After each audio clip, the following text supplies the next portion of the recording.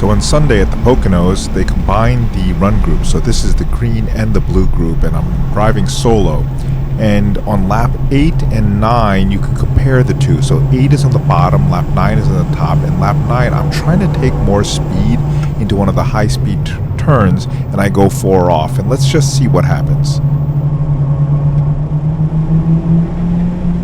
Now here I'm just in the Infield S's, and so I'm just trying to make my way through this, and you can see I'm actually pretty consistent.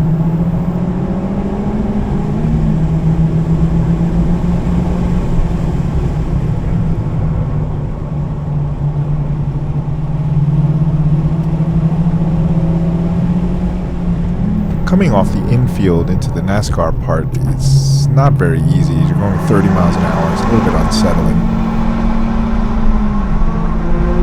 Now note here that I'm giving a point buy to this white Porsche, and so I'm going to have to adjust the timing. The penalty for giving that point buy was 2 seconds. They synchronized the video at this Pocono sign on the left. I brake harder in lap 8.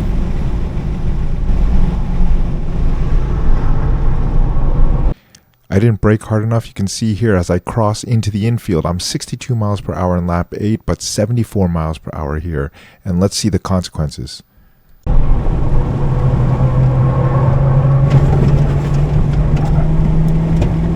Let's see that again.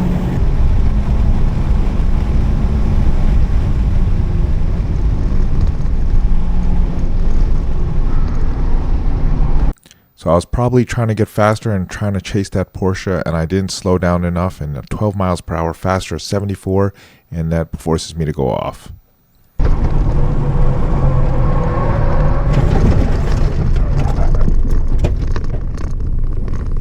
So the lesson I take from this is when I want to improve my speed and my lap times, do it incrementally. Taking 12 miles per hour faster into the corner was not right. I need to go 2 miles an hour, maybe 3 miles an hour, and just incrementally improve.